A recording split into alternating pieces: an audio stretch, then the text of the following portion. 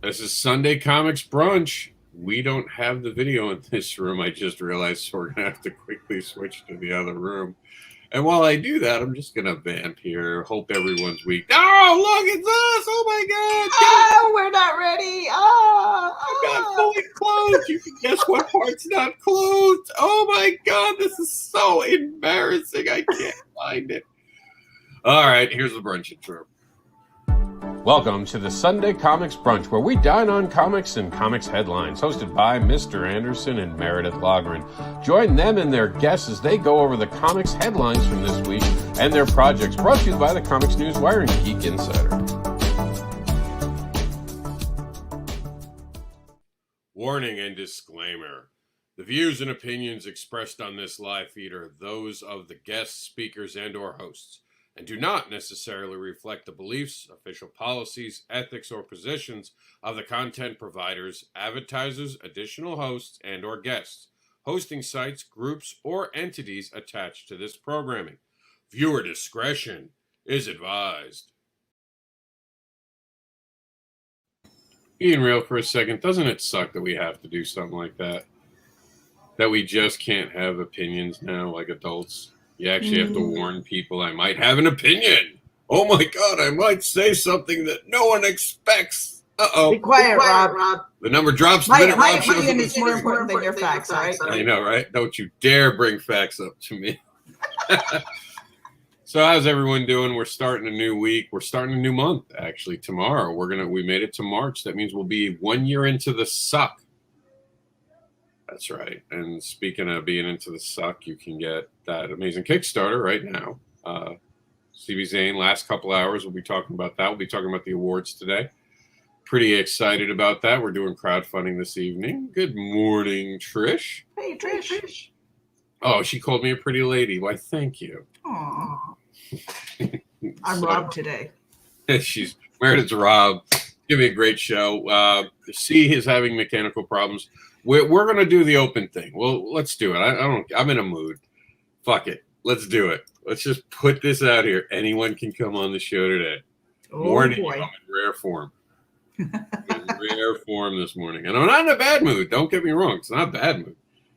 I'm just like, I don't know, a little extra growly this morning. Like, no good reason. Well, is it birthday party recovery?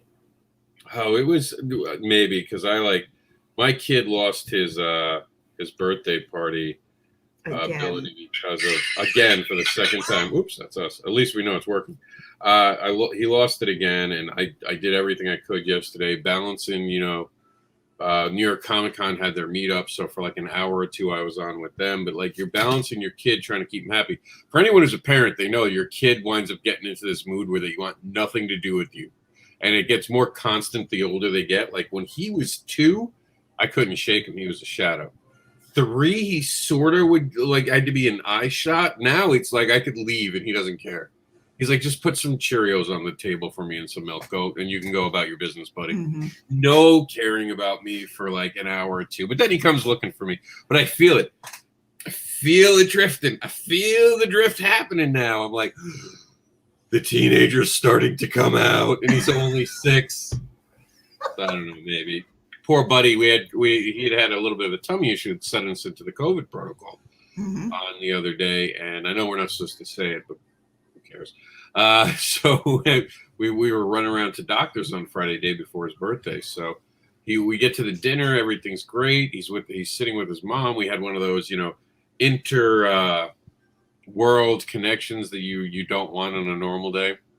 I don't call it a crossover. It's more like when the X-Men had to work with the Avengers. We're like, ew, Avengers. That was how I felt. So we're having the dinner. All of a sudden I look at Jax's face and I'm like, hey, help him spit up what is in his mouth. And she's like, what? Jax, look at Jax. She's like, what are you talking about? Look at Jax. She turns around and throws up on him. Oh, no. I think it was because he was eating too much, but oh, what a moment. I was like, I mean, I did say something. You did try and warn her. Like, watch out. Oh, damn. That looked like it hurt. It was like one of those moments. Oh, I hope it doesn't smell. That's gonna carry in the car. No, because that's why I don't think it was a stomach thing. Because when it comes from the stomach, and I can't believe we're starting the show this way, but when it comes from the stomach, you know it came from the stomach. Like there's no, it's like, oh, it's yeah. Was it like one of those burp things? I think it was. But after that, even after one of those, hey, welcome to Sunday COMiX Brunch. Right. After one of those, the stomach gets upset because then he's grabbing his stomach and I'm freaking out. So I'm like, did he just do? Because, of course, because I'm a writer. This is what you don't understand about being a writer. This is the difference between being a writer and not a writer. When you're a writer, when something goes wrong, your mind has figured out a million things, and it only focuses on the 5 worst. He ate cyanide. How the fuck would he get cyanide? Don't know, but he just ate it. He has cancer. Why? Why would your mind go? He just has. Why would your mind go there? Right there, you're like going to take him a CT. His intestines has swapped, and I was like, oh man. Guy Cook says, "Is this off topic banner?" No, everything is on topic on Sunday COMiX Brunch. We go with it. We try not to fight the waves of information, but again, send a link to Mike. Okay. But I am not much for reading news. We're not doing news today. We're talking about the awards. So if you want to send Mike that. Yeah. Nita, you can come on if you're feeling up to it. Nita almost died a couple times today. No, no dying on the show. It's especially if we're not promoting something. Reapers for Reapers was one thing, but I can't monetize you just dying on a show, so no. Yeah, no, she's been saying for the month of February that it's out to get her, and having talked to her every day in February, it's true. And today's the last day, so I told her she needs a shield, a helmet, bubble wrap, and an energy field to. That or go to the most dangerous place in the world. It's one or the other. Go to the most dangerous place in the world. It'll be like too easy. It'll be just too easy. No, forget it. If you're gonna be that way about it, just forget it. See, when I've had days like that, it's basically because I don't know, maybe the cat farted. I'm getting out of bed. I'm trying to escape. I land in a pile of dog poo. Slip and something like that. Step on a couple Legos. I've had those where it's just like nonstop, like a tune. And it's just like from one thing to the other, and you're like, oh my God, just stop. Just slip on dog poop, land in the part of the dog poop, and the other part all Legos. Just just a valley of Legos. Anyone who's landed on Legos, sliding on them? Oh yeah, no. Oh, freaking terrible. Freaking terrible right now from the pain, and it didn't even happen right now. Oh my goodness. It's happened. I'm actually loading something, so I can't actually do it. Oh, yep. Okay, let's bring Mike in. I'm stuck mid-load. Morgan. Mike, you picked the wrong show. Just turn around. No, I picked the absolute right show. You guys are talking about craziness. I know it's off the rails. We only just a little bit right now. We'll bring it back together. We'll bring it back in, but yeah. Promises. It's the debut of the Nacho Scapegoat, I think. Oh crap! I wasn't going to say anything. That was awesome. I kind of waited, and I was hoping that she was going to change it, and she didn't. I was just like, all right. You could tell that was not meant. That was not meant, and that's what made it so awesome. I think the one time I came in, what was the name that I had? Because I was goofing off the night before. I think it was like Fart Knocker or something like that. Yes. And you're like, you sure you want to go? No, I like liked that? it. Remember, I was like, I love the name. By the way, it's never going away. Fart Knocker. You know what? You know what? You never see in the same room. You never see Nita and the Nacho Scapegoat in the same room at the same time. Nope. I'm starting to think something's up with that. That's got to be a superhero. Next cat dad, right? I gotta send that to Trish as soon as she gets next break. Oh my God! I hope she got to see that. She's not quite into work yet. No case. She always likes stuff like that. That was for movie night. Oh, I knew what it was from, but I still loved it. I loved every second of it. I wanted to see how long it took. Oh my God! I had no clue what it was, but I was like, "This is odd." I would have caught that if it was. I would have caught it before I came in if it was March already. But no, it's still February. Yeah. I just told them that that your day is trying to kill you. Yeah, man. Look, 5 o'clock this morning, we hear this boom and glass shattering going everywhere. All the kids jump up and they're screaming bloody murder, thinking somebody's getting in. I'm out of bed and like feeling like crap. And I'm like, boom, running down the hallway. The fixture in the kitchen fell out of the ceiling this morning. No one was in there, nothing. The entire fixture. There is a hole in the ceiling right now in my kitchen. And that is how electricity. Yeah, and it took out. It's on a weird circuit because half of the electricity in the house is out now, in weird areas. It's freaking insane. Never had nothing like that happen before in my life. And then I come in here and I want to run my freaking wiring different to my microphone. So I'm pulling the wire and it's taut. So I'm like, I yanked it a little harder, and then I realized I was holding on to the tether of the Attack on Titan sword.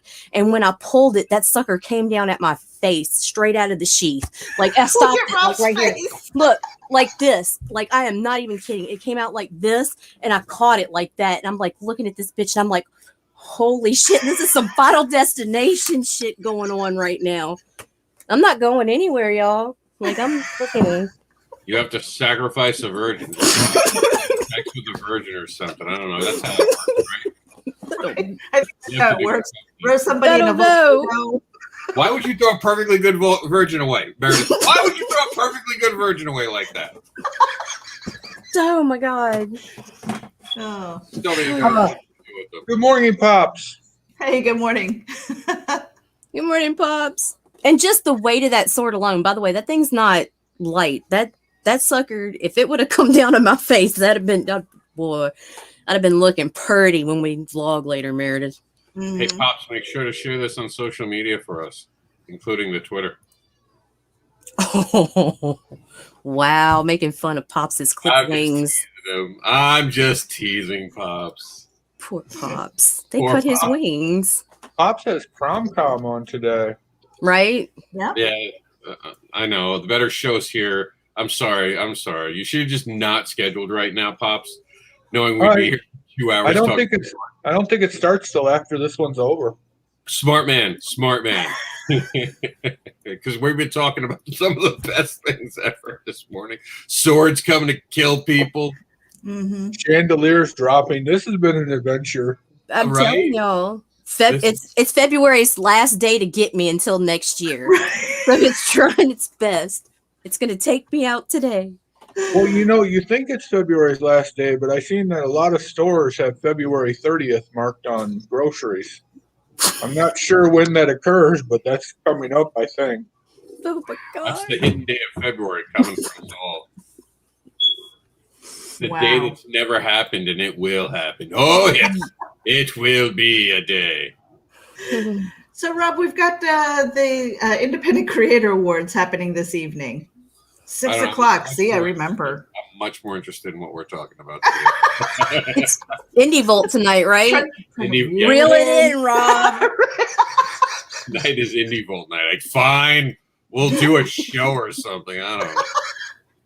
Fine, whatever. We'll be professionals or something like that. Really. Oh, God. Yeah. Well, Sunday COMiX Brunch is really supposed to be kind of casual conversation. We have news. We have whatever's going on, and we're hanging out, I mean, that's what the show is for. Oh, and then seize equipment.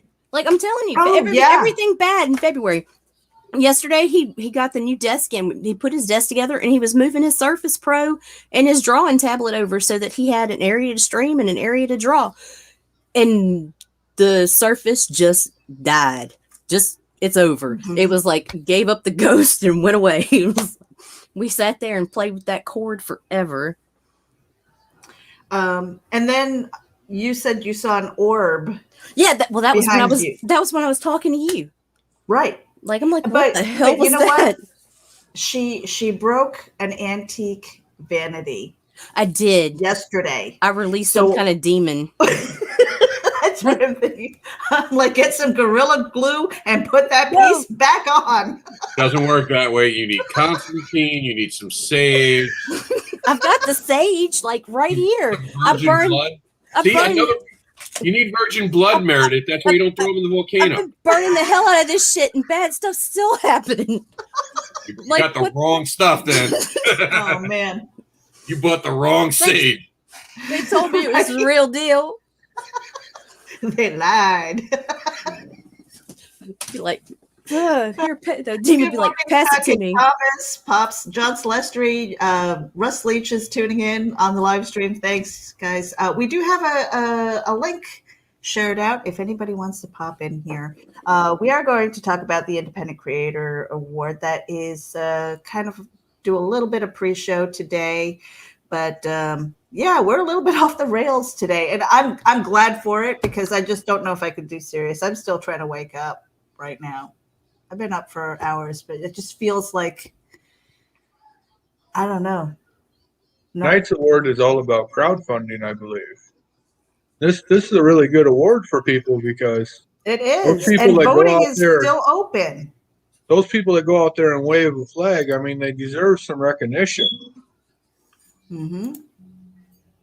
Yeah, and let me pull my list up here. I do have a list. Well, just give me 1 second and I'll share up our thing today.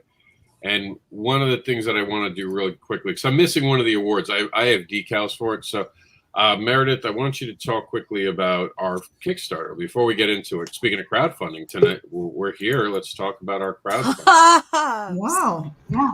And It's you're Pops. gonna make it, Pops? Sounds like he's smoking some of that sage too. Oh yeah, let me kill this other thing. Jeez. One of the things that I want to do really quickly, because I'm missing one of the Oh, awards. yep, I'm hearing Listen that to echo. voice. That Yeah, sexy, I do sexy care. voice. That sexy voice in the background. I heard that and I was ready. That was the pretty lady, right? Because I'm Oh, Rob today. Pretty late. Pretty late today. Okay, so Enter the Continuum is happening right now. We've got 19 days to go, 76 backers. We're trying to get to 100. When we got to 75, that released the PDF pack of 250 plus pages. We still have people who are Still approaching growing. us with their PDFs to include everybody who has pledged to get that PDF pack. And we are striving to 100. I know, Rob, you were thinking about making an announcement for that. What we get at the 100 backer mark. But 19 days to go. We've got 5 stories by 5 creators. Really different stories in here. We've also got a new reward alert. So Mike J. Seeley is going to do a sketch cover, and there are only 3 available for that. So that is super exclusive. Make sure that you head over there. We've got an excellent standard cover that's got all of the, you're just going to get a window of all of the characters. You're going to see the basically a tease of the Virgin covers.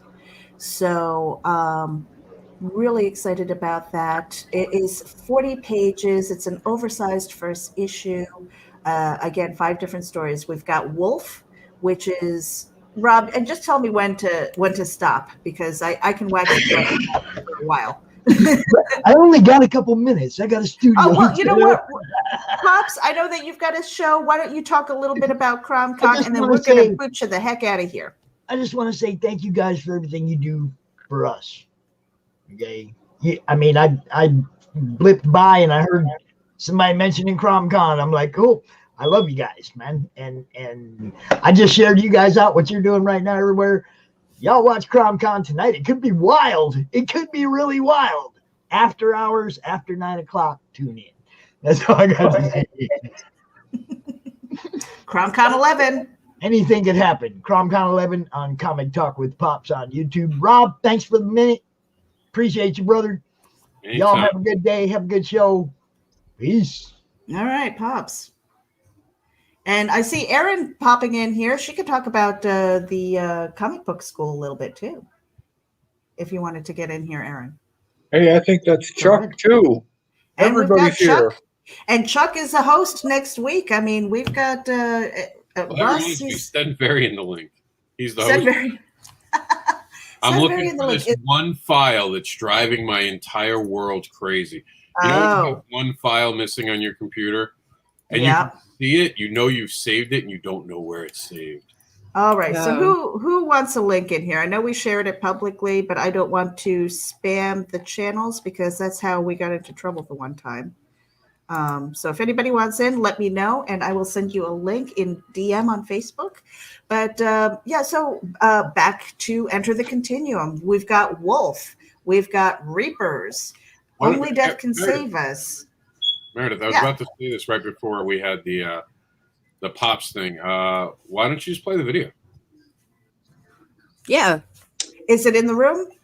I'm Just not the- used to this no. room. You've got. Hold on. I'm in the middle of trying to do stuff. I got you. It's in the other room, but they can stay in the other room. It's not a big deal. I think I put us a Sunday COMiX brunch in both rooms so we can transition back and forth. Okay, there you cool. Here it is. Here's, without delay, the new Continuum video that we have. And we're going to be changing it again. Meredith is going to be giving us one this week. For our backer pause. La-di-da. Are you ready to enter the Continuum? Well, if you are, here's what's ahead for you. Reapers by C. Michael Lanning and Meredith Logren. When spirits can be harvested and sold for energy, the ragtops must navigate psychic vampires, alien reverends, and other money-hungry groups to reap that sweet, sweet spiritual gold. The beginning of Wolf and Fox, it all starts here. From Luke Stone, Rob Anderson, a newly divorced heroic duo must come to grips with the end of their relationship while trying to find a way to work together to protect the city they both love. From Mike Seeley and Bobby Gregory, The Eclipse. After a tragic event on one of the Hawaiian islands, Eclipse heroism is called into question and becomes a person of interest of a fixer employed by the U.S. government. The story of Eclipse is a catalyst to introduce a universe unknown till now to evoke your fandom. Dawn of the Dead by Austin and Company. Dawn has special psychic abilities and her nightmares are wreaking havoc on the world.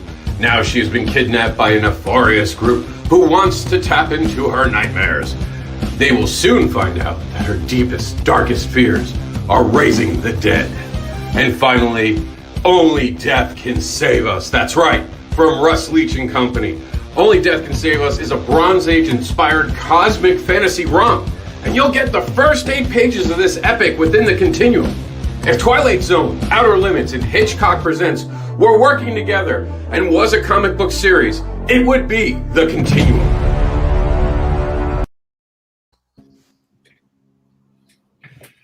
Pretty How you do it, Meredith? awesome. That's why it's 101 seconds, because that's a 101 on how to make a video right there. What up, Rob? And I'm going to be coming in with my presentation with all the jazzy hands and all the fancy transitions. Hello, my darling. Sparkle. Shine. Fireworks scene change. I'm ready for this. Come on, Meredith. Bring it. I'm going to bring it. You just wait. So, yeah. You know what we really need on backer pause that day? We need Trish, the killer of videos. Oh my God, right? Let her rip Meredith apart. I can take it. She's going to kill your dreams, I Meredith. love Trish. Trish is welcome on the show anytime. I know someone had sent me an email and they were like, you know, I saw the comments that you made about my video, and do you really think it's that bad? And I was like, look, I asked them to be nice. You don't want me to tell them not to be nice and honest. Like, they're trying there. I was like, if I tell them to like be cruel, they'll be cruel. So that's professional. Like, trust me, just take the loss, listen to what we said, make your changes. Because that's, you can't deny what people see or what people see. And everyone in the room is somewhat different.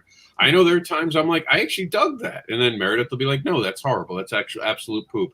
JD, try harder. You know, and Please stop taking JD. God, every time I come on the show, God, leave JD alone, Rob. Fuck. JD's my JD. people. JD's awesome. He knows. And then the first backer pause I'm ever on, fucking the very first book that comes up was Oswald. And I was like, oh my God, why? And then the thing she said about Oswald. Luckily, the camera cut out, but we all heard it. I love Oswald. Oh. All right, What else else you And got, I'm Rob? getting What else top you got, tier Rob? off Well, I that fixed sucker. it. I finally found the missing file that was apparently my drive wasn't connected right.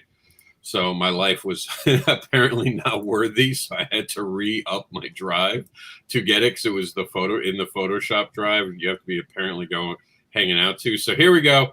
We have this on social media right now for you guys to see. It's my picks. We have 6 contests that are very close. Now I'm going to ask you guys, since you're in the room, I didn't know how I wanted to do this.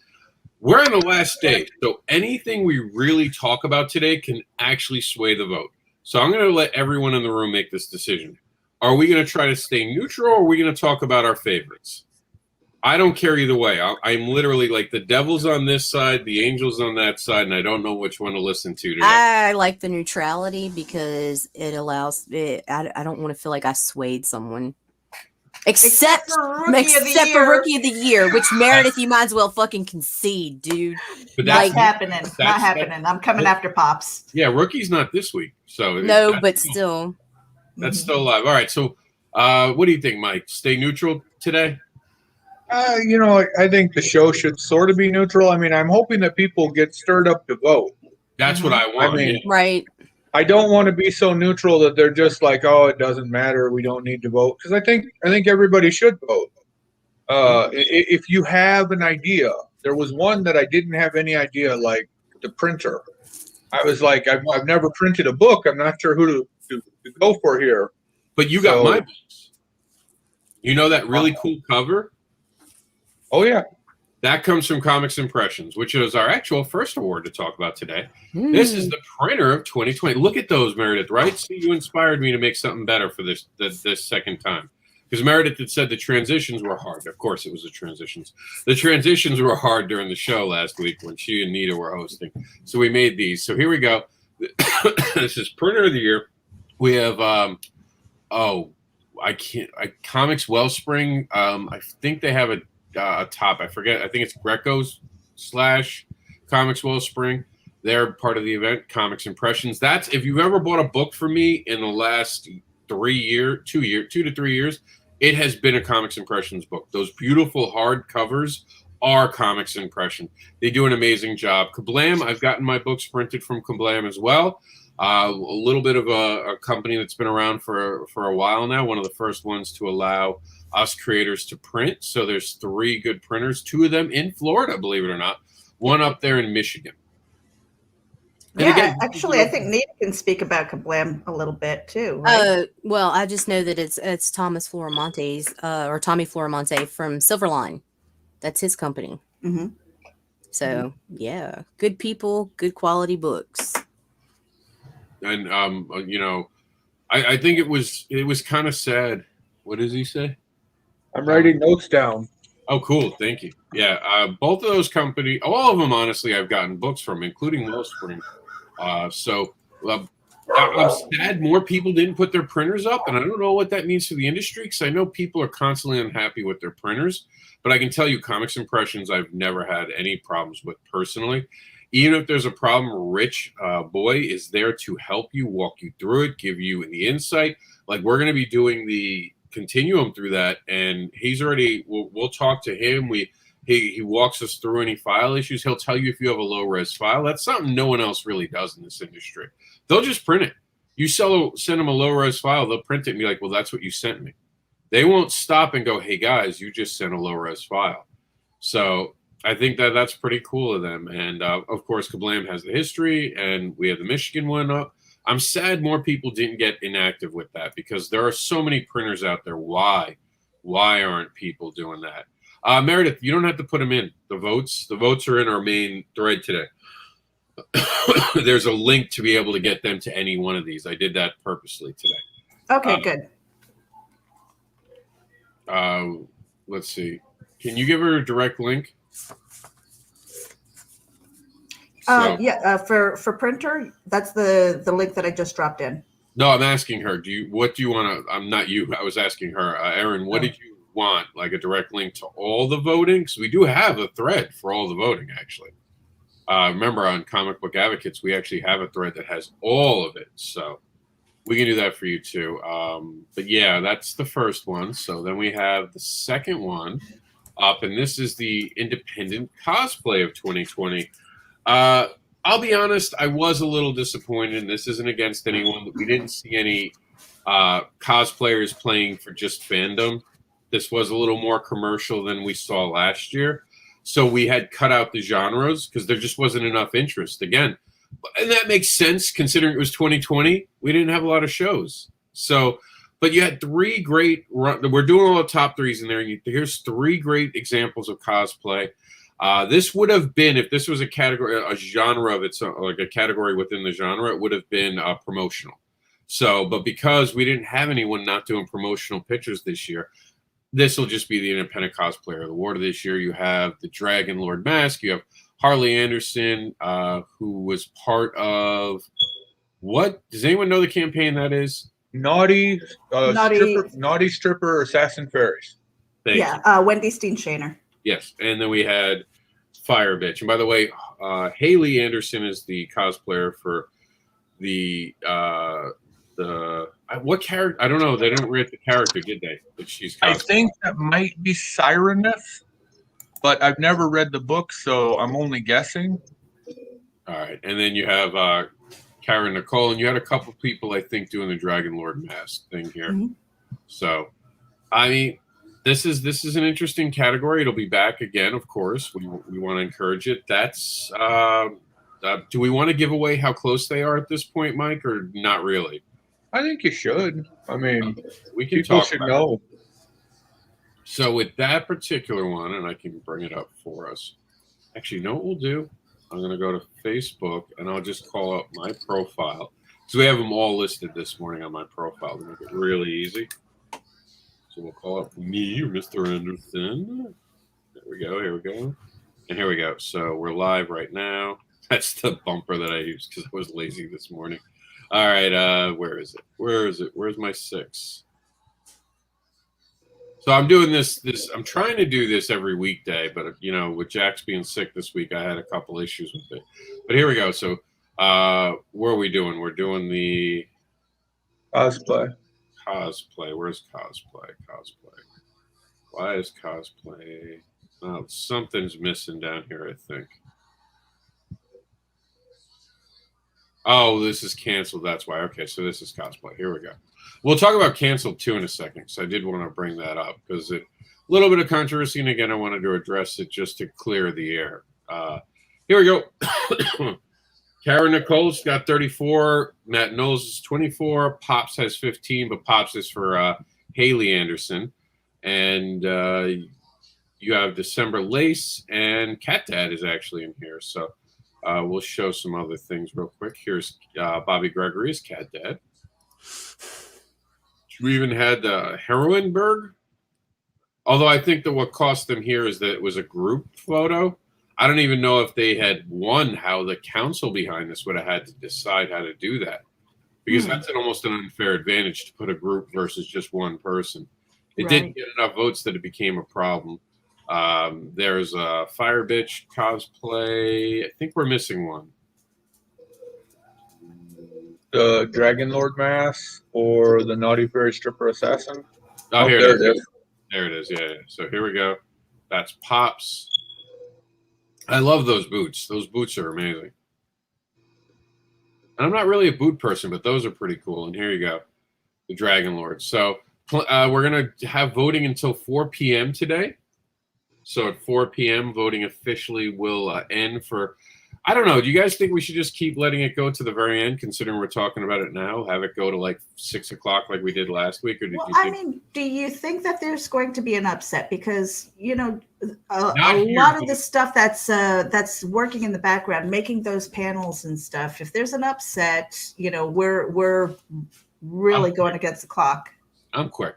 I'd rather give people the ability to continue to vote. What do you think, Mike and Nita? I think they should be able to vote till we go live because it also adds excitement. Because at 4 o'clock, you can just show up and go. It also adds stress to whoever's hosting. But Well, I'm not Any hosting, bit. so I don't care. the host doesn't have to do it. It's the dumb producer who thinks it's fun to let things go to the very last minute. Yes, I love dumb producers. People who don't think they have enough stress in their life and are really trying. Right. Right. And they Just show up pile on. 30 seconds before airtime. I hear you. I feel you. The guy testing his cardiac wellness, considering he has a history in the family of sudden heart attacks. Go ahead. Last week, what do you think, Mike? I think everybody should have the chance to vote. So, I mean, if you've got the ability to take care of it last minute, I'd let them vote. Yeah, so we'll do it. We'll do it 6 p.m. like we did last week. Bring on your votes. Have some upsets. Give me It was a extra. tie. Okay, so here, that's a great question. And we'll talk about a couple things we had to cancel and why. First, if it's a tie, the winner will be picked by the people in the room. So, and me will have 3. Generally speaking, it's 3. The last night might be more because we'll have different people in at different times.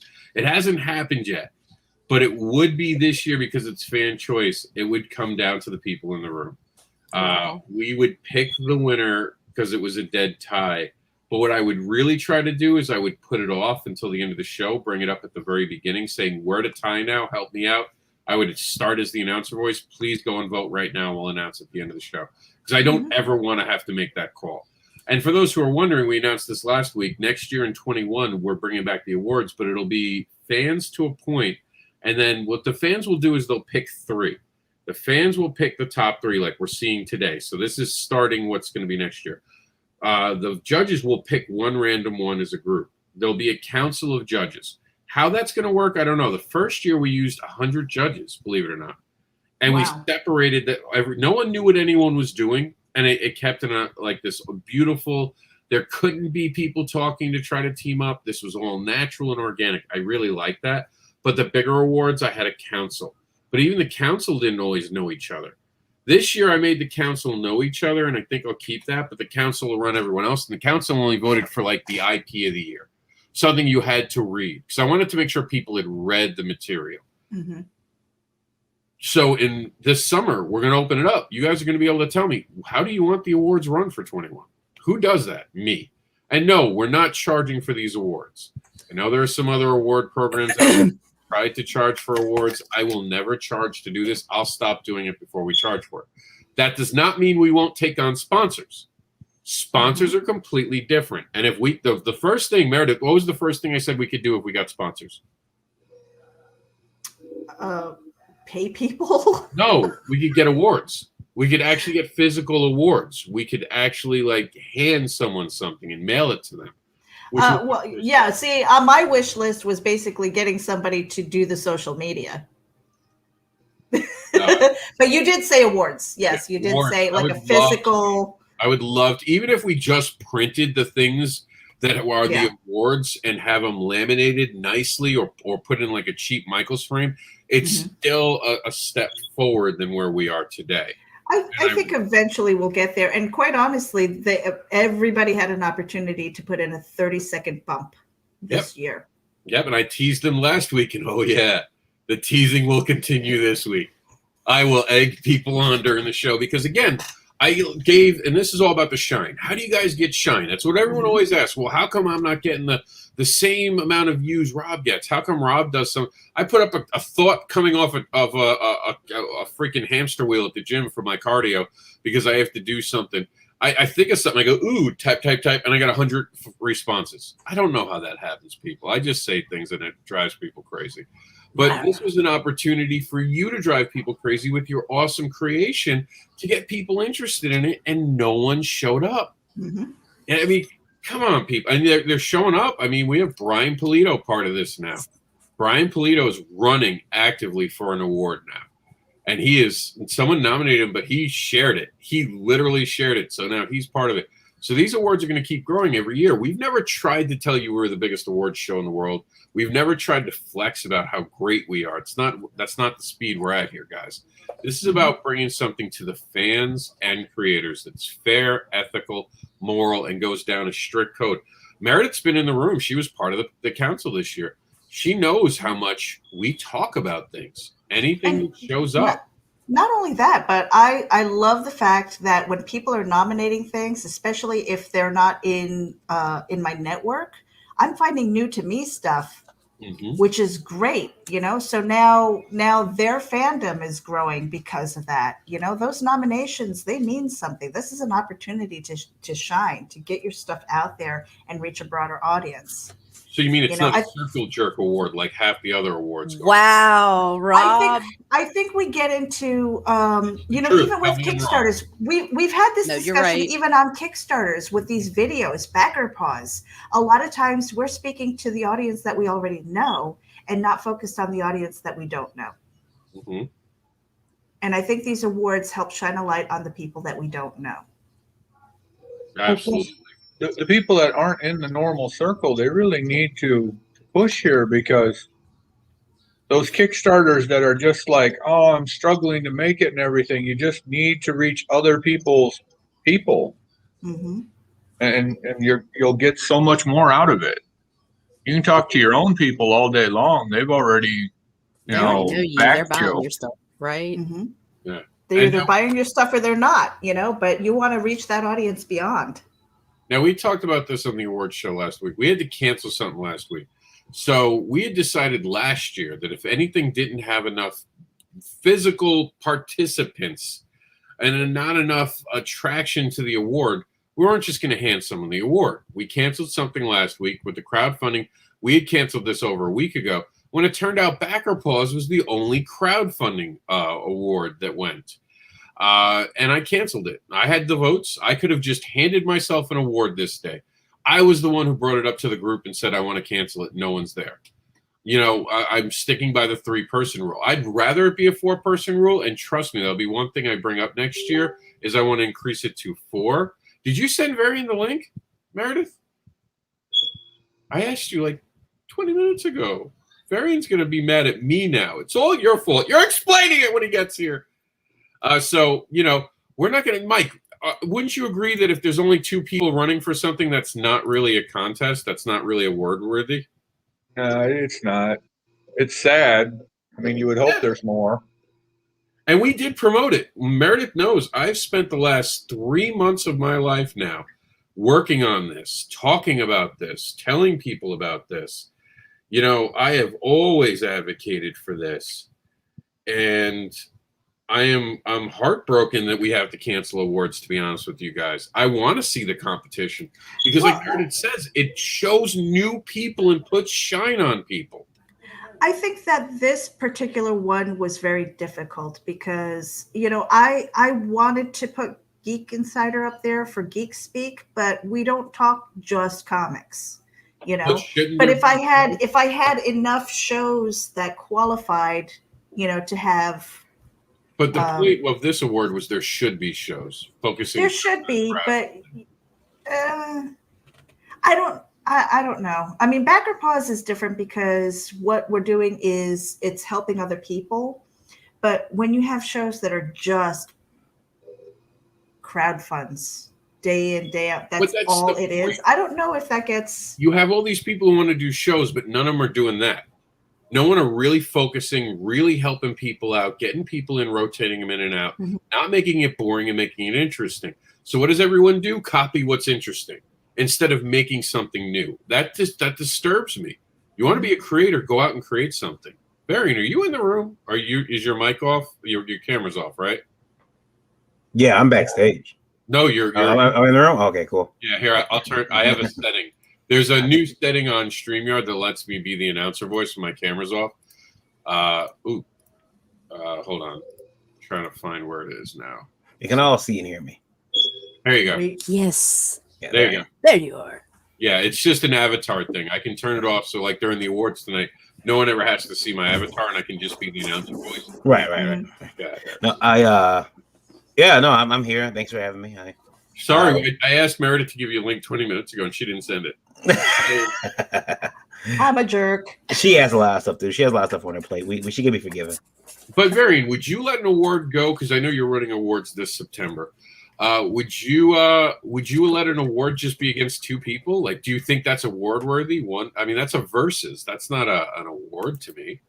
I think that it could be a little dicey. I think that it could seem a little that whole, there's a big potential there to turn it into a versus situation with just two people. With four, it seems like, we've all been nominated and we're all gonna, try our best. But yeah, I guess two people can seem a little it can get a little dicey there. I wouldn't want to be against one person just because at that point, there's just more for us to both scrutinize about the other and wonder, especially when that person is picked, what they do that I didn't do. Mm-hmm. But I see you now. What was this? That one was for the crowdfunding show. Mm-hmm. Yeah, and I know Varian has even said that he thought about putting together a crowdfunding show at one point. I remember you were talking about that, adding that to Indie Vault, right? Yeah, just something that we can. I mean, we already bring people on who are crowdfunding, but a crowdfunding only show, would be good. But the thing is, I would have, you know what no one's done? I'm going to give you a show, Varian. Here you go. Take it. Because I do backer polls. I don't want to do another crowdfunding show. Bring them in. Put them, all of them in the same room. Everyone like an elevator pitch. You get this. Sell me the book. And then kick them out of the room.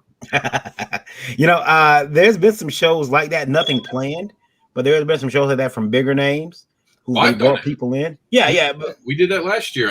I can't do backer polls in that. It's just too much. I think... I mean, that sounds like a good idea, but I would just be afraid that it wouldn't be people would say I didn't get enough time, or some you give a timer. Everyone gets 5 minutes. That's it. Yeah, and let's be honest though, some of us we've all had people on our shows who went a little bit longer than we thought they would. Cut them off. No, you cut them off. Cut them off. I like it. I'm like, time's up. Thank you. We're done. Next. Because that's attention span. Because that's the other part of the attention span.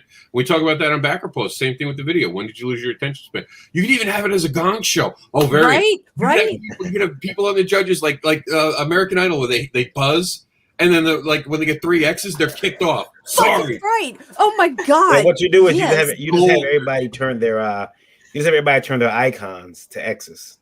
Yes. Right. Yes. There you go. Oh my God. There you go, Varian. There you go. I love it. Yeah, just have I think next right, week on Kickstarter Idol. Kicks. I mean, the thing is, and I'm always afraid when I bring somebody on because, like there are sometimes you see, man, someone's made a lot of money since they've been on, or there's been those times where someone comes on, you look at their campaign and you see they've lost, $100, and you wonder, ooh, what happened, So you see those things and you get concerned about them. But crowdfunding shows, they are very rough to do, and kudos to you for being able to pull it off for so long because, finding, especially you have to have permission before they come on the show. Oh yeah, I put it right out there. Like, I'm that guy. This is what we're going to do. Watch what's happened before. Are you sure you want to be part of this? Yeah. Like I'm the reverse insurance salesman. I'm the person like, look, if you come on my show, I'm going to embarrass you possibly. I'm going to beat you up. I'm going to send you back out. And I'm going to make you better. It's going to be better at the end, but you're going to be hurting. I don't want you to cry because we don't have tissues. And that's really because you have to be honest. Like kidding around aside, you have to be honest about things. Mike has tissue. Oh, it's all about the tough love. It's tough love. We're not going out there to tear anybody down. We want to level up. Bitches be crazy. Bitches are crazy, Jerry. That needs to be on a t-shirt. Oh my God, you're right. Yeah. That's something for our shop, Meredith. Yeah. That's you, Varian, you got giving away gold. You got 2 weeks to make it happen, and then Rob's going to cancel one of his other shows and do Bitches Be Crazy. Yeah, we'll see about it. It's a dicey. That's one of those what do they call them? Those high concept things. I have to see if if we're smart to handle it. It's definitely a 5 minutes. Somebody comes in, they get to pitch their book, show their video, and hopefully they get they get some funding. The other problem we have is that people keep. I've had some people reach out to me, and I'm sure you've experienced this too, Rob. But the problem is when we put them on, and they're on the radio, a lot of people don't understand. They'll get requests and orders from out the country, or a message from someone says, "Hey, I want your book, but I'm shipping to the U.S. I'm in Mexico, or I'm in the U.K. or whatever." And people like, well, "Man, could you put me on the show that only goes to the U.S.?" That's not what we do. That's not what we do. But maybe I should. Maybe I should do a show that's just, take out the radio. And you could also call it speed crowdfunding. Yeah. If you don't want to do the judging part, if you do the judging part, you have to go with Chuck's name. Chuck's name is perfect if you have the American Idol feel to it or the voice feel to it. Pitches be crazy. But if you don't want to do that, because I know, look, I love that. I love that so much. Oh, me get too. hurt feelings. I get hurt feelings. God, why did Chuck have to give it to Varian? Yeah. I've had hurt feelings pour into my messenger about the way that their videos have been seen. And I argue with them, and I'm like, not meanly, but I'm like, what about what they said is wrong? That's what you have to ask yourself as a creator. What did they say that's wrong? And we had one incident, and Varian knows what the incident is, and we had them work that out live, and there were some apologies given because someone had said something that wasn't accurate, and we dealt with it. And we do. We'll if someone says something that's. If we had a guest on here who was really rude, I would kick them off. But there's a difference between rude and honest. And that's what I try to. There are ones I've had people on the show. They're like, I didn't like that. And I'm like, I loved it. I really loved that video. I think that's awesome. But then you see right away, I was probably the audience. It's not perfect. There's no right or wrong answer there, but there certainly needs to be more shows like that. Think about it. In what, 5 minutes, we came up with 2 great show ideas, right? All together. Why aren't other people doing that? Why is everyone trying to go to the same formula? Why is everyone trying to be Johnny Carson instead of trying to be, Conan O'Brien, who changed it? David Letterman did different things than them. You have to innovate. Yeah, I mean, the thing is to, innovation can be scary for some people because it's new. It's not working. I say when you try something new, stick with it, especially if it's a show idea, stick with it for as long as possible. It hasn't found its audience yet. Keep thinking yet, because eventually you keep doing it, people are going to. There's a show online. I'm not gonna say any names. There's a show. It's a big show. They got thousands of subscribers. I can't understand why. I don't like those guys. They just babble on, and I'm like, and people are like, did you listen to that today? And I'm like, no, I didn't. And they just covered they covered a friend of mine. And he's like, they covered my stuff. And I'm like, I didn't watch. Always celebrate that. That just means they found their fan base. There's exactly. So, they found the fan base. It's not for me, but it's for everyone else. And that's I don't know if you saw this. I said comics aren't politics. Comics are self-expression, and they always have been. And everyone tried to make it, comics... there's been politics in comics. They kept saying it in comics. They didn't realize that the bigger moment, and I think we can all agree on this, the creators choose what we want to create, right? It's our choice. We create what we wanted. And that's what Varian's saying is go out there and create what you want. There's an audience out there for you. If you work your ass off, you'll find an audience. I truly believe that there's an audience for everything. Being in this industry, I've learned there is an audience for everything. We now have an art style where nipples are the size of pancakes, and it is one of the most popular art styles out there. I cannot believe that. Like, if you had told me that 10 years ago, I'd have been like, no way. They'd be brought up on, sexual harassment charges. No way they're going to let that go. And now it's the most popular thing. What's the show rated? This one? Yeah. Oh, we have a disclaimer. We're good. Oh, okay. It's funny. I mean, it's an art style, but, I've unfortunately seen that thing in real life in my younger years where I just didn't care. I've seen that on actual people. Oh, it's gross. Especially the ones that look like burnt chili. Ever seen? Never mind. The top of the chili when it burnt. I'll let you guys. Like the one bean in the middle. Stay out of the burn units, okay? It's not it's not even the burn units. It's just they're just horrible. They're just misshapen titties, and it shouldn't be. No, but I want to stress this. Beautiful art here. Like, I have this. This has gotten. Like, literally, people have flagged this and reported the art that I have. Nita's falling out of her chair. Like the art I had, right? Mm-hmm. And then you have these giant nipples and everyone's sharing them. And I'm like, what world am I living in? Oh, my God. I look good.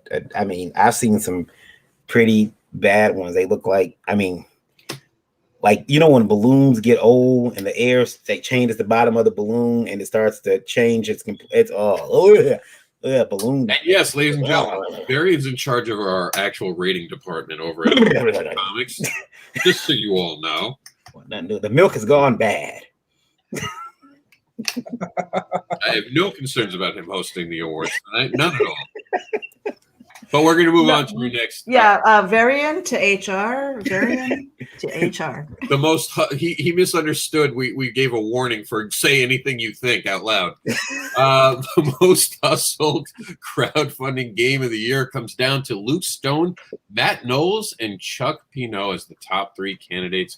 I gotta give love to Luke. Luke did an amazing job with all of his stuff. There's no doubt, and Luke was on it. Luke was like, he said it in his own thing that he was on it.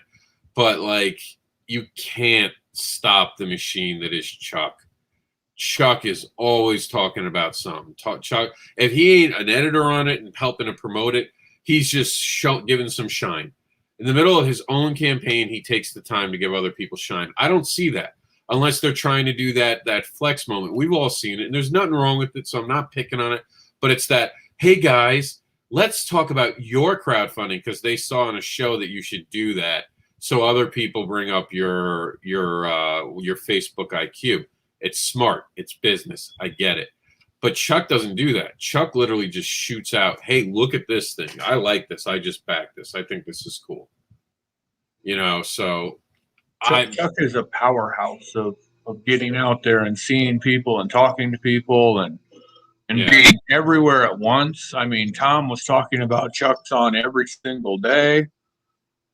Yeah, it was. I can't wait. Chuck's going to have a new campaign soon. I'm like, oh yes.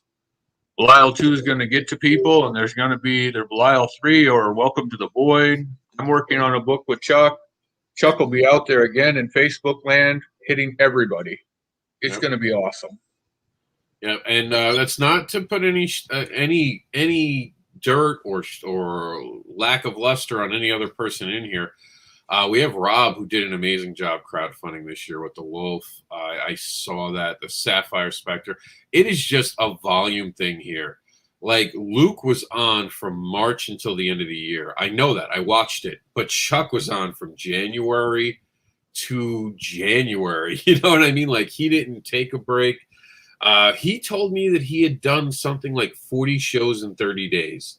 That's insanity. As someone who's trying to do less on-air stuff, as I barely like doing interviews at this point. Most people know that. I always try to push off interviews. I feel like people get enough of me. I don't even introduce myself anymore. Meredith knows that. Most of these shows, I'm like, yeah, I'm Rob. Hi.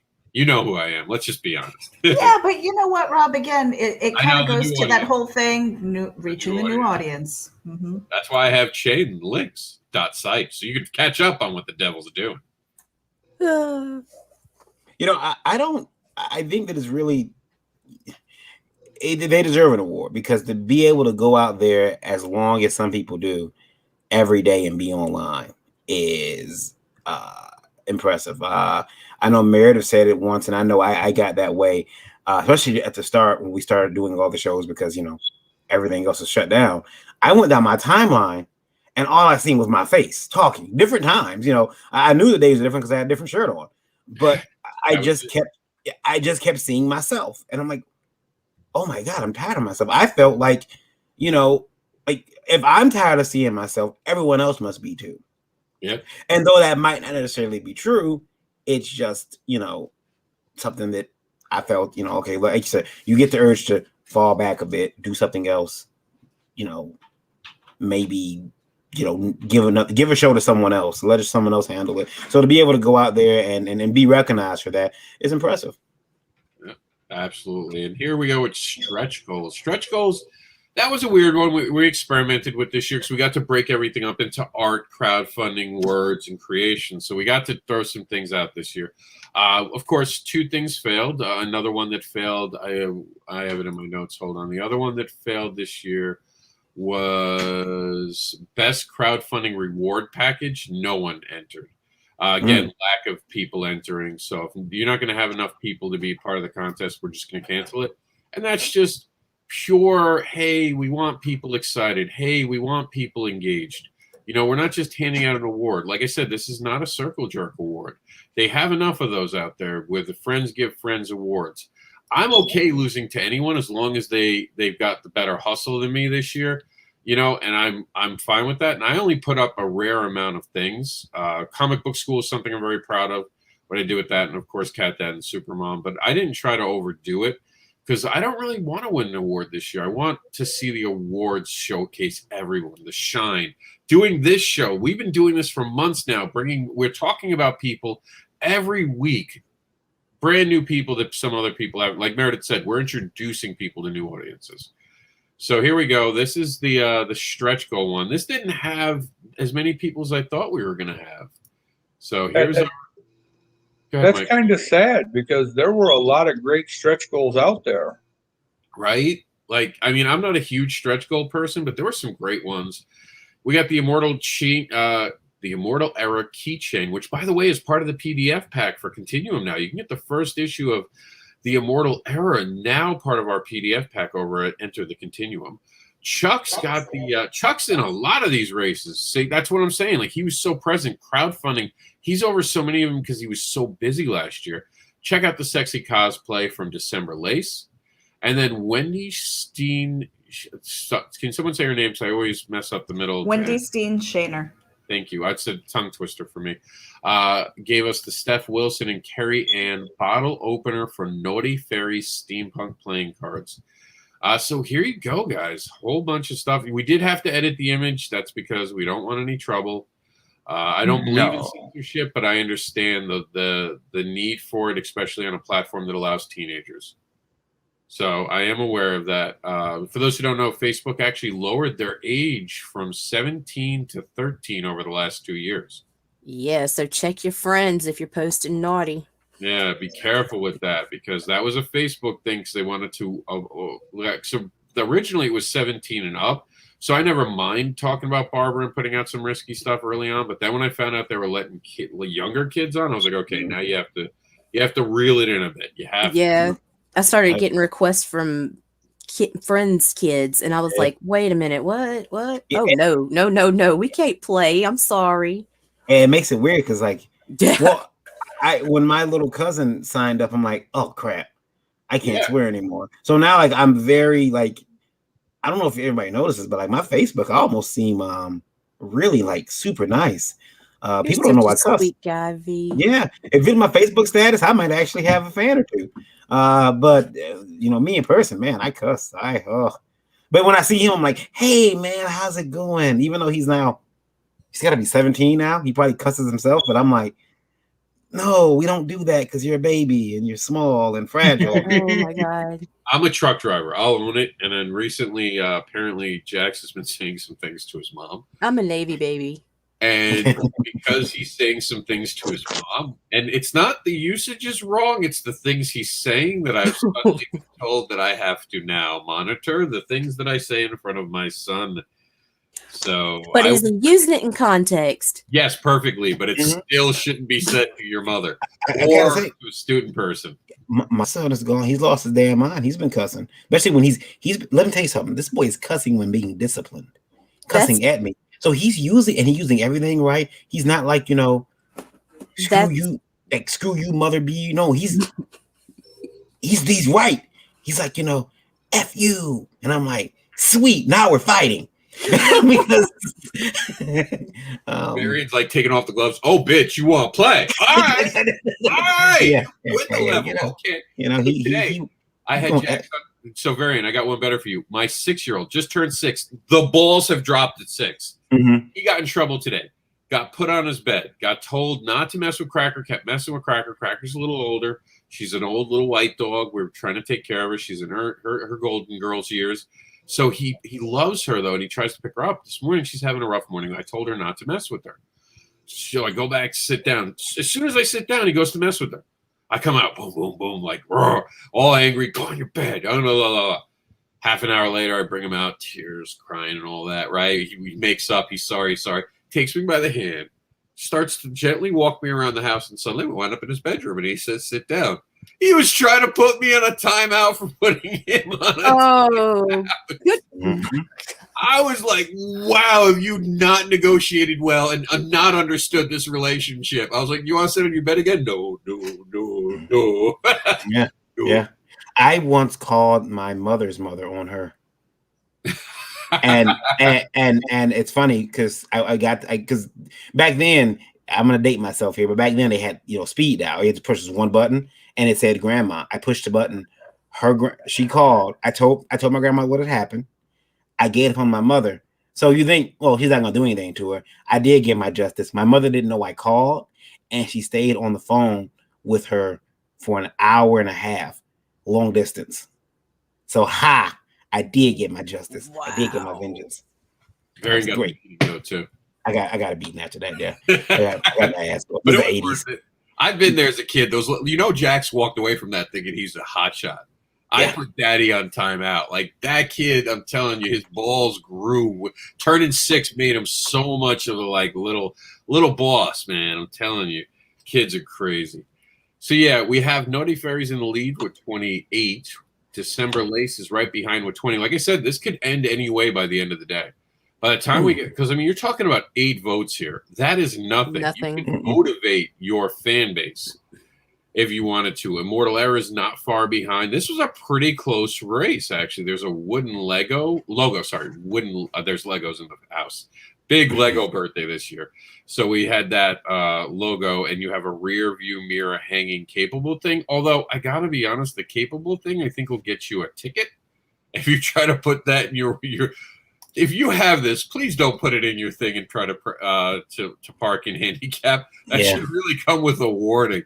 There's some idiot out there like, well, I got this from the capable Kickstarter, so I'm allowed to park here now. Well, it is. It doesn't look like an actual handicap placard. No, I don't think that'll. But they should also, warn you that the handicap placards say that when you're driving, you have to take it off. Yeah. So you can put it up, but you got to take it down. Yep, you can be pulled over for that. I have been. I got it when I was in the 90s. We had something. I had the Millennium Falcon just flying under my thing. I had a cop pull me over and actually write me a ticket for it. Yeah. It just depends on what mood they're in. My mom drives around with a fucking dream catcher. It's like, bitch, what are you about to do? Take a nap while you're driving? Like, well, my uncle did. Self-driving cars are here. My uncle did. Most people sleep till they ever got. Yeah. He didn't wake up from it, but he didn't wake up from it. Oh, damn. Darren, you had to go and kill my joke, dude. No, I was going to say, though, when you mentioned people getting pulled over, I got pulled over a Pokeball. Yep. I pulled over a Pokeball, and it was like, you can't have that. And I was like, I was really upset. I took it down, and I got to catch them all. Yeah, how much did you catch now? That's what you got to tell them. I got to catch them all. What are you big jerk? During the true story, talking about during the lockdown in England, cops were getting infuriated with the Pokemon creators of the game because people were still going out to catch the Pokemon. Well, damn straight. And they were like, "This is my exercise," and they didn't know how to deal with it. Like, imagine as government having to sit in a meeting and be like, "How are we going to address this Pokemon Go situation?"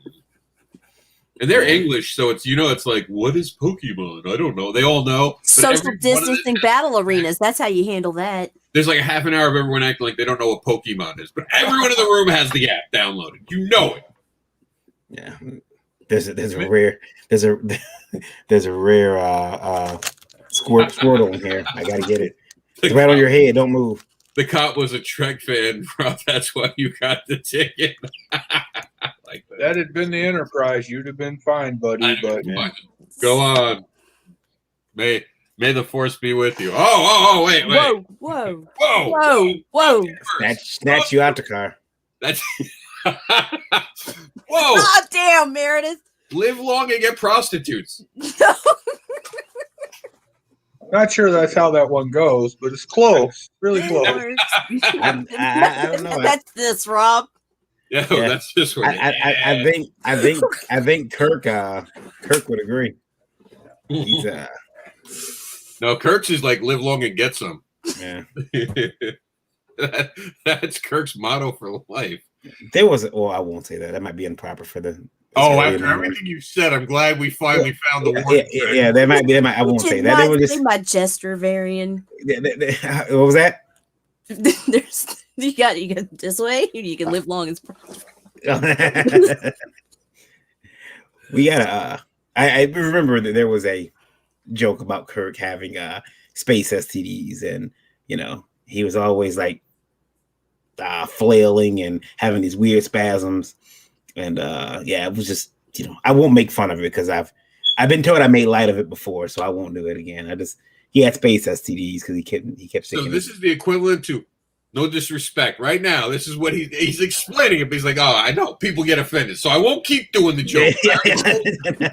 What offends people, but I'm not going to go anymore because I know you're going to get offended. Yeah, I know you get offended, you people. Anyway, so what's this next? Oh, crowdfunding video. See, this is where I'm out.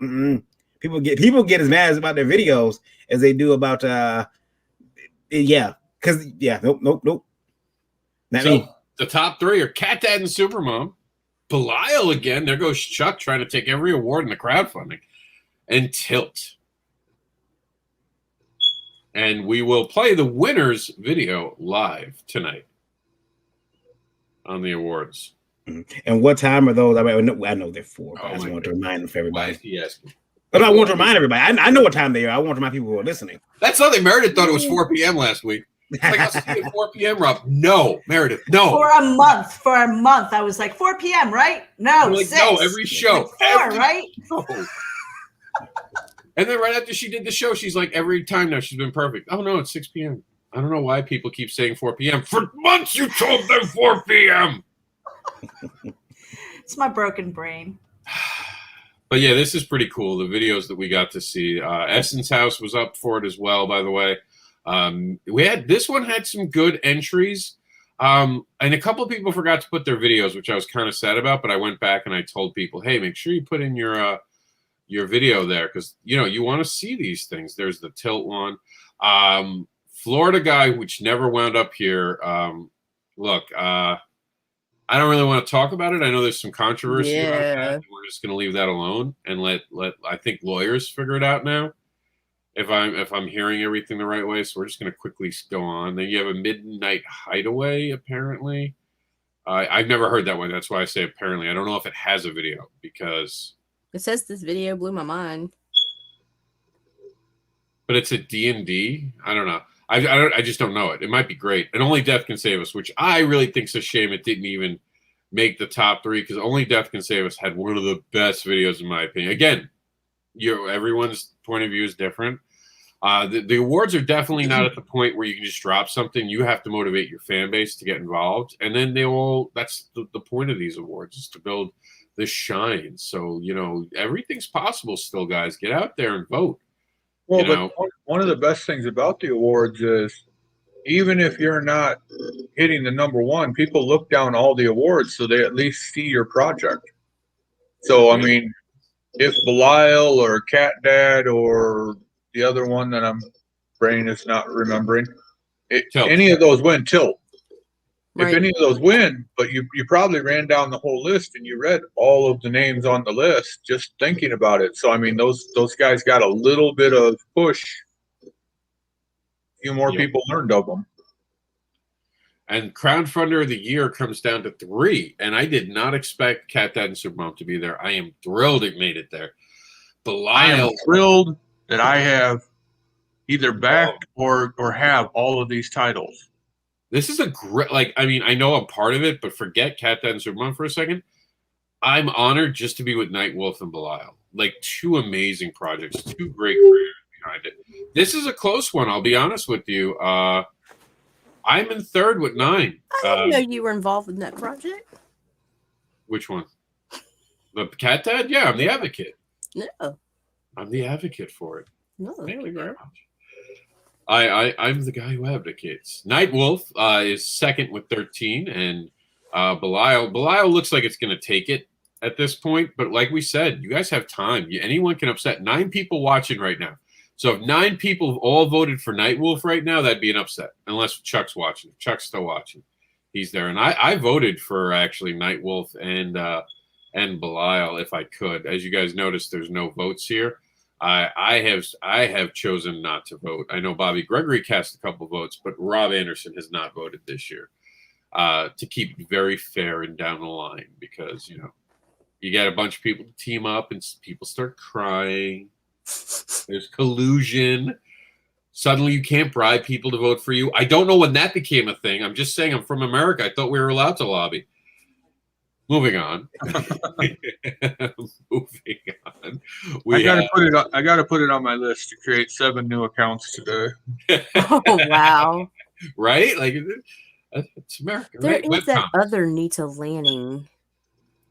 Nita Lanning. Yeah. All right, so here we go. This is the one I was actually missing. Here we go. Webcomic. This is something I don't think enough people are aware of. We didn't get a lot of interest, which is crazy to me, because webcomics I thought were blown up last year.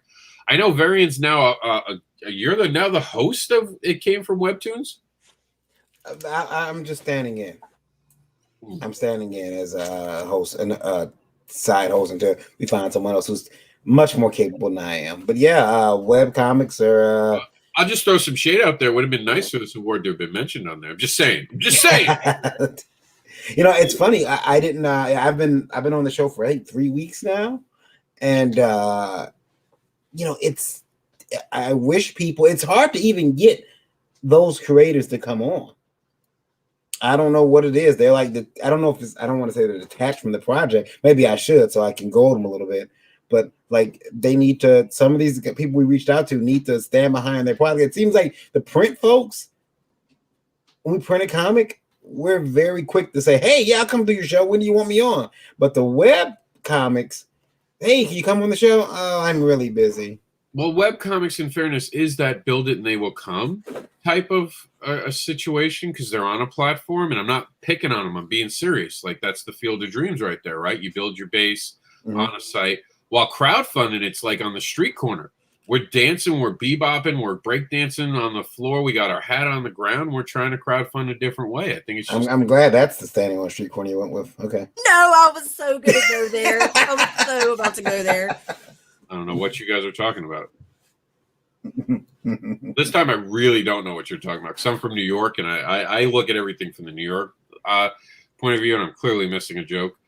Oh, well. Street corner prostitutes, Rob. Yeah, no, that's not fundraising. That's just getting fucked for money. That's fundraising. That's comics. No, because they get something more than an STD with the book. Binary Star is an awesome. I love this one because look at the 3 completely different projects. This is awesome. 3 very different art styles, 3 very different topics. Beware of the Toddler. How cool is that? I saw that and I was like, how have I not known about you before? I want to get this guy in a show. I don't care if he wins an award or not. He's someone I'm going to be paying. Brand new to me. This is something cool. I want to know about it. Of course, Demon Bitch, success on Kickstarter throughout last year. She could have been in any crowdfunding category she wanted, including the videos. She showed up. I think Meredith's the reason she showed up, as a matter of fact, if memory serves. Yeah. I think, and honestly, she should have been like crowdfunding hustler, because I mean, anytime during her campaign that I posted anything on any social media, she was there, boom, like that, going, "Thank you for sharing it. Thank you for sharing it." I'm like, girl, do you sleep? And I don't know. I mean, she should have been up there for hustle, but look, we'll see what happens next year. Look at how close this one is. This race is so close right now that the people that are in the room, if they all just selected a video, that video won.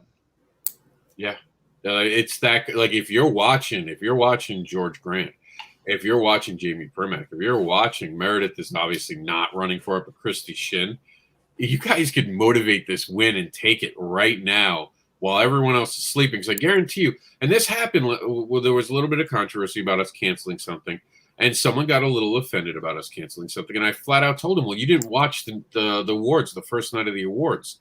You haven't watched any of the programming where we've talked about it. You're not reading all the stuff. So if you stop paying attention for a minute, you guys could lose an award. And that happened last year. Someone came in the last 2 days and really put on a campaign the other person was doing. Every one of these that I'm running for, if I ran for it seriously, I'd know about it. I'd be involved in it. I'd be campaigning for it. This is fans. This will not be this easy next year. Next year, it will come down to a judging panel that will take your consideration as fans, but then look for quality assurance. So it won't just be a popularity contest. This was the year to take a win by using your fan base. And man, I'm telling you right now, some people are dropping balls because I don't see anyone sharing this. And this was one of the things we were looking at when we were deciding if it wasn't just how many people interacted, but this is for next year, how many times this was shared. Notice who shared it. You guys can see that, right? The pop-up? You? Rob Anderson shared it. You and one other. I know who the one other is. Let me see if I can actually call that up right now. Because, I mean, it's public information. We're not outing anyone. Oh, wait. Is that Rob Anderson twice? So, to be clear, no one running for the award shared it. Meredith didn't even share it. And she nominated someone. Meredith sharing the one she ran for or is in, though. No, I share them. In. No, I share them, but sometimes I'll drop a link instead of hitting the share button here. Yeah, and then we can't see that. That's fair, but I could see that if I actually go into the metadata. So Excelsior! Excelsior! I like that. That was. I know that's very too. No, that wasn't me. Oh, yeah, that was Mike. So if you do webcomic of the year, I can see what other people like. Every so often, I'll go in and I'll see who's sharing it. I'm sure Meredith has talked about the Independent Creator Awards have talked about it, you know, and this goes back to even last year, if you notice. So you guys can look these things up, check out what some of the awards are going. Don't be afraid to use the search there, because I think so many people don't realize how great the search is on Facebook. I do that a lot too. So Meredith is right, and I do know Meredith probably shared it a different way, but I was talking about just sharing it right here, the easiest way. No one did it.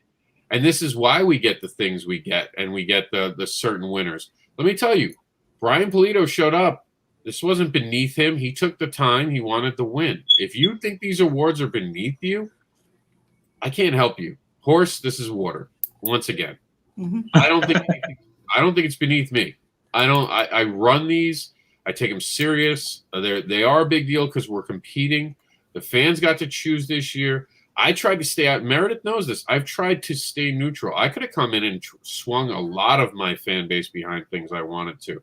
I wanted to see who knew me organically. You guys are dropping balls, not trying to take these awards. They matter in the end, especially you're forgetting that these awards are attached to a Hall of Fame that has Will Eisner in it, Buddy Scalera in it, Roland Mann in it.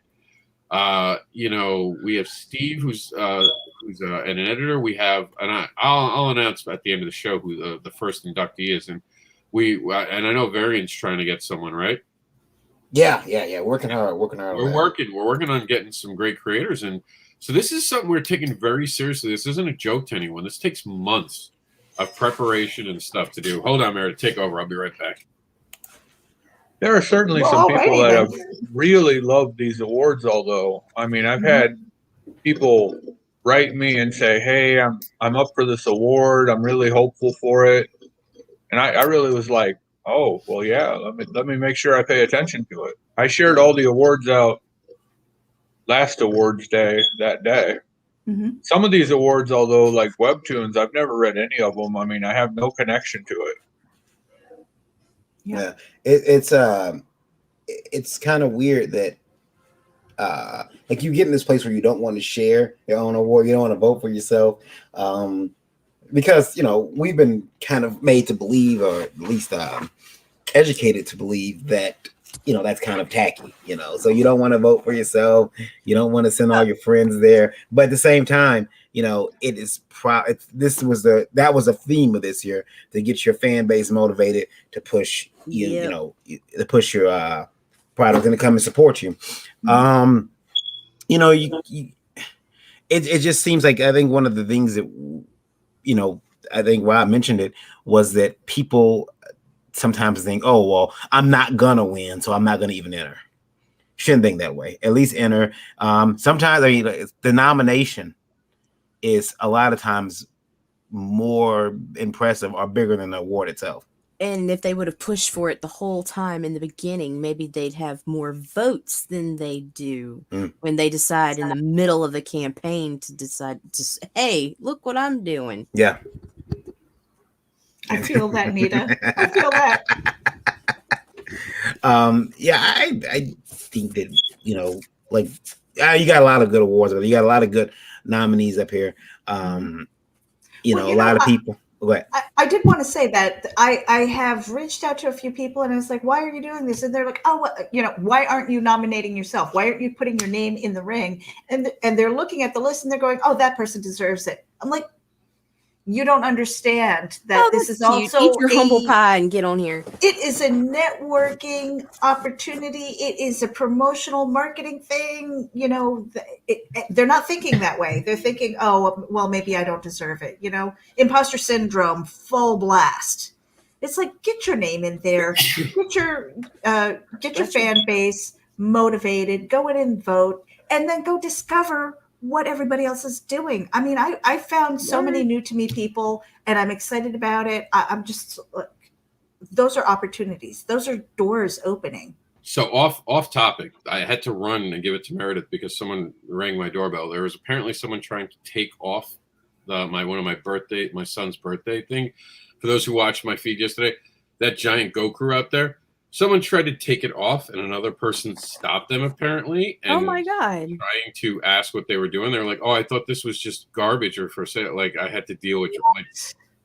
What? During what we're going through, I almost said the board we're not allowed to. It would have been a Pee Wee Herman moment. Well, they're trying to take things and it's just like, wow. Grimy in this world, man. It's grimy. You can't even have a birthday no more. You can't even have a potted plant in this world. I've had people steal my plants off the patio. I mean, wow. Like, and I keep leaving my windows open for my car, and I'm like, I need a new car. Take it away. Right? That's why I have theft. Please, please, please help me get a new car. Assholes. Yeah. So, unbelievable. just the world we live in. But here I am, still trying to help people. I just do not learn. So we have, did we do the reward package? I think we did the reward. Yeah. We talked about that, got canceled because of because the reward package no one really cared about. I think we covered all of them. Let me look around. Crowdfunding video we did, Crowdfunder of the year we did, best stretch goal, most hustled, webcomic. Yep, that's it. We actually got through them all.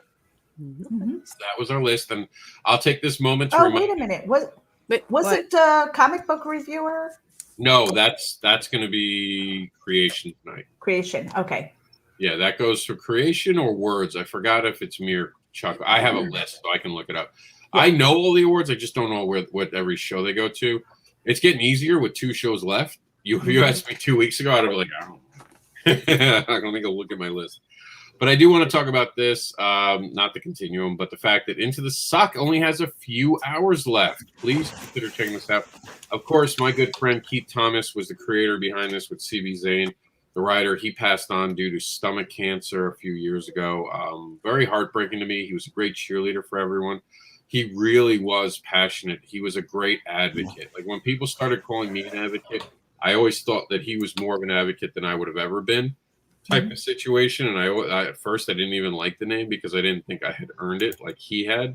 He was a great guy, just full of energy, even on his dying days, always talking about comics, always trying to brighten people. I had conversations with him on the last couple days of his life, and he never tried to drag anyone down. He knew it was a bad he was told, and we knew it was happening.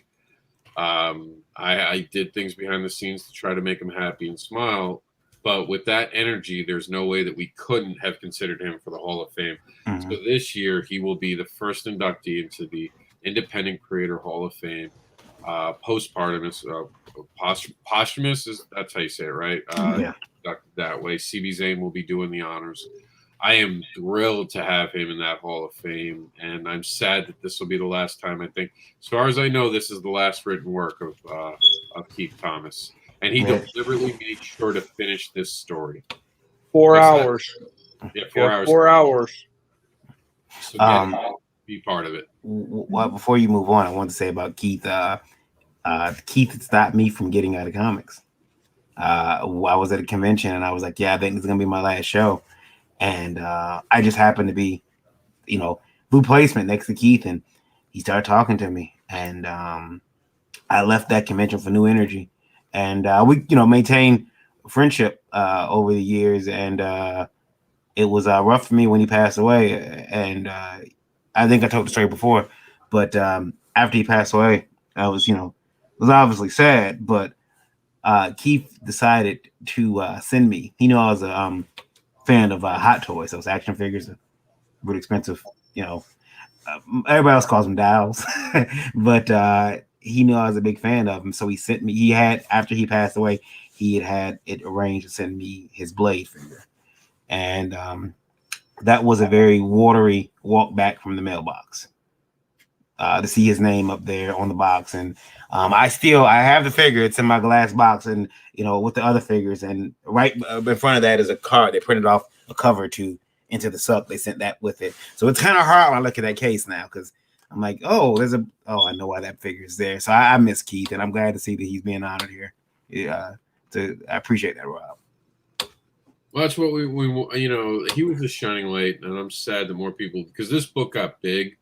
Of course, CB Zane's gotten big because of his involvement within it, and I really wish he had been able to be here, because I know he would have. He was one of those people I turned to when I needed advice, so I was heartbroken. I don't know Keith at all, but I couldn't imagine if this book had continued with both of them working on it. It would be such a big deal now, because CB Zane waves the flag for it, and it really draws attention. If Keith were still around, this book would be huge.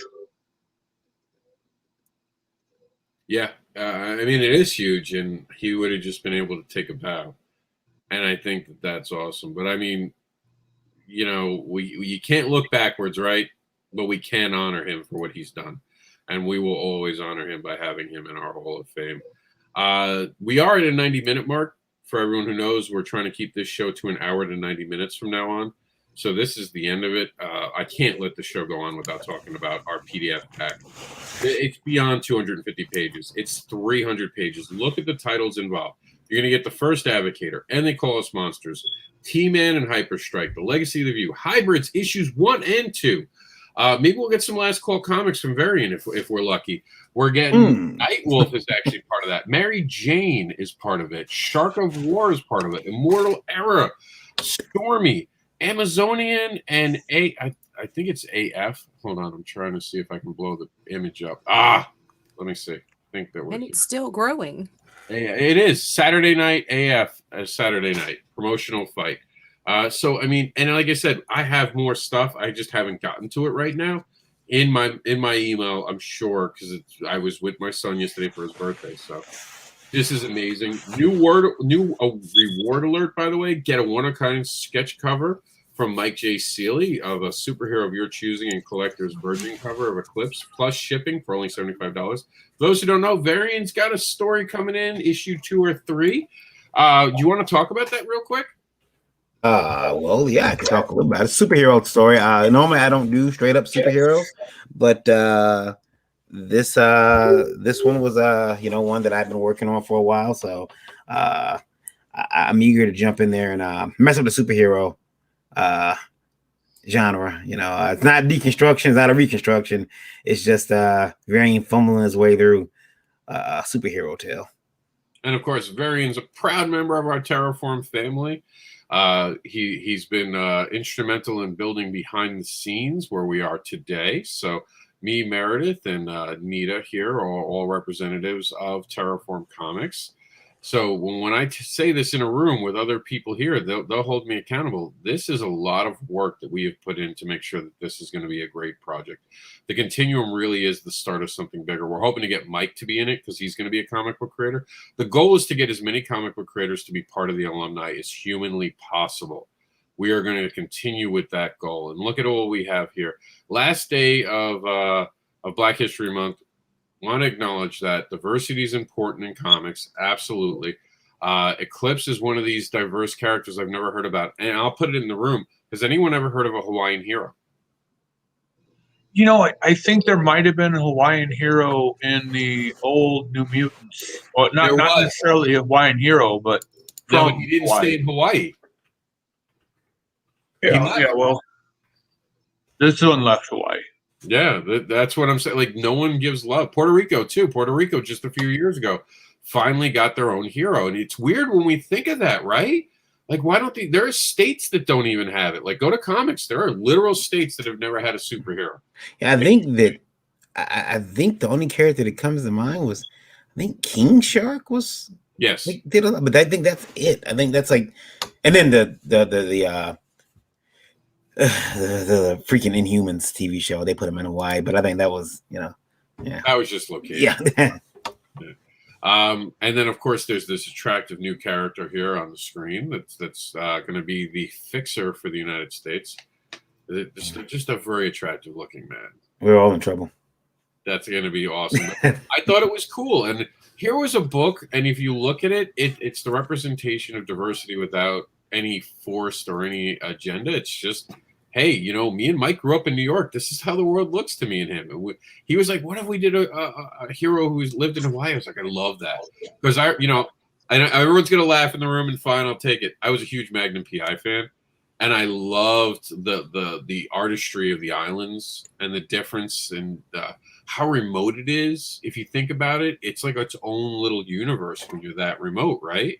Like, I've been watching the news from there, and some of the things they talk about, they still talk about, the chiefs and all that, and all the amazingness that is the island, how beautiful it is. I found out watching a movie recently, and I don't know if anyone else knows this. Do you know Jurassic Park was filmed in Hawaii?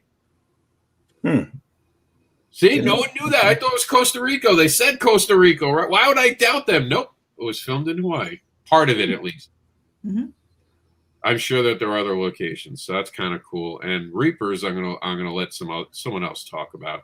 But Wolf is about a divorced couple who are dealing with trying to work together to save a city. Very, because I'm going through a divorce, I'm seeing my son deal with it, so it's a very important topic to me that I want to express. So I'm guaranteeing that book is going to be very thoughtful and it's going to hopefully help teenagers deal with divorce. That's my goal, to let kids be able to, and even parents, to understand how important our children are and not to put them in between any bullshit. The kids should never pay for what happened with your relationship with someone else. That's not what kids should have to deal with. Only Death Can Save Us. Of course, Russ gave us an amazing cover. Thank you, Russ Leach. Awesome. You get the first 8 pages. You like what you see, you can get more because there's already more made. And, of course, he's going to be in the Indie Revolt book coming up. He has, I believe, it's a 7-page story. Look for that in March, I'm being told. So, and I think I caught everything except for Austin, but I'm going to pass it to Meredith because Meredith loves the Austin one. And she made me record something for it, and I'm going to let her talk about Reapers. So go ahead, Meredith. All right. Well, Dawn of the Dead by Austin Janowski, zombie book. Unfortunately, well, see, I say unfortunately, but I love black and white. So you're going to get these pages in black and white. It's the only one really in the continuum that will be. I think that it's totally appropriate. But, so the story of Dawn is that it's her nightmares that are kind of bringing the zombies to life. And you want to see how that happens because there are the bad guys who want to harvest that kind of power and find out what that twist is with Dawn and the Dead, Austin Janowski. And, I think that there's a live action series with that too. I'm not that familiar with it, but Austin Janowski also plays a role in that as well. So we are really happy to have these pages in our book. And, I want to talk about the dollar as well. For $1, you can get a sneak peek into Enter the Continuum with your choice of any one of these 5 stories. So you've got Dawn and the Dead, you've got Reapers, Wolf, Only Death Can Save Us, and Eclipse for $1. And we're trying to hit that 100 backer library. Mark. Yeah, and the PDF library, exactly. That's huge. For $1, right? I'd say that was a great deal. Rob, are you back? Because you're stuck on the. I just stepped away for Jaxie for a minute. I got back for the library. The PDF library is awesome. It is, Yeah. it is really, and it's not something. And seriously, $1. $1 will get you that That's PDF it. library. And to stress, this is credit to all the creators who are part of it with us. Thank you for Mm-hmm. all of them coming on the journey, trusting us with their properties, allowing the fans to be entertained. But that's it. We're at the end of the show today. We've covered all we wanted to. We're going to go around the room and say our goodbyes, starting with Varian, who you'll see live tonight, 6 p.m. on all of our channels. Go ahead, Varian. Eastern Standard Time, mind you. Eastern Standard Time. Is it standard time? I thought we were in the EDT. I don't know. Just if it's 6 o'clock in Michigan, start watching. No, I'm Varian Grant. You can find me online at the inappropriately named whenweriot.com, a personal website, KYD_V on Twitter, and Varian Gun on all other social medias. And catch me tonight 6 p.m. as I give away the ICA awards for crowdfunding. Yay! It's gonna be awesome. It's gonna be don't bring the kids. Make the kids go to sleep. Yeah, I'm gonna be nice. Don't worry. But I'm just saying some things are said.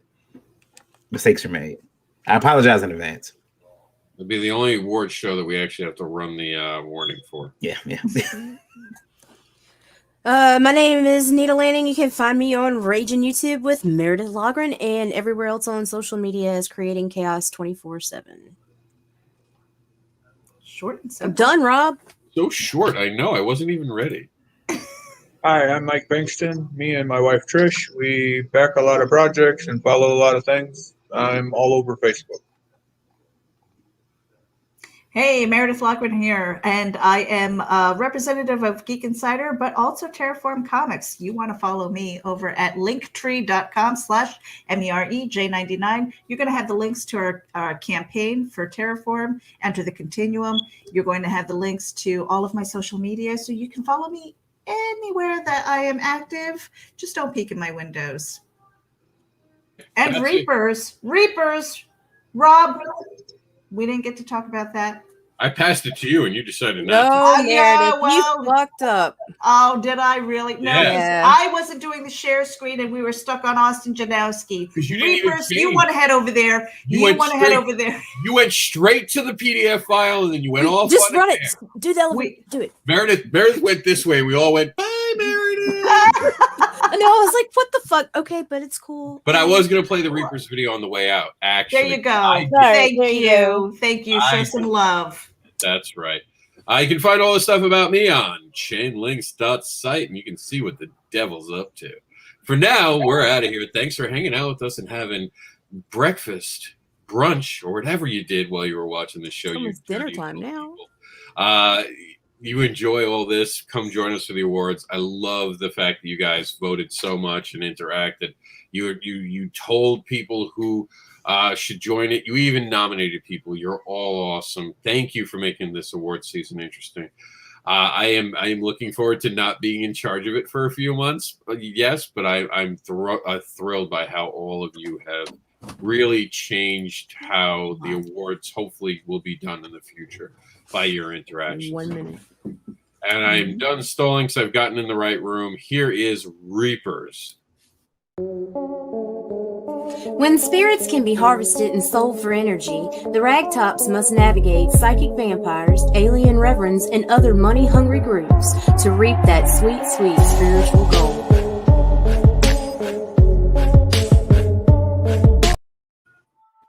Welcome to the Sunday Comics Brunch, where we dine on comics and comics headlines, hosted by Mr. Anderson and Meredith Logren. Join them and their guests as they go over the comics headlines.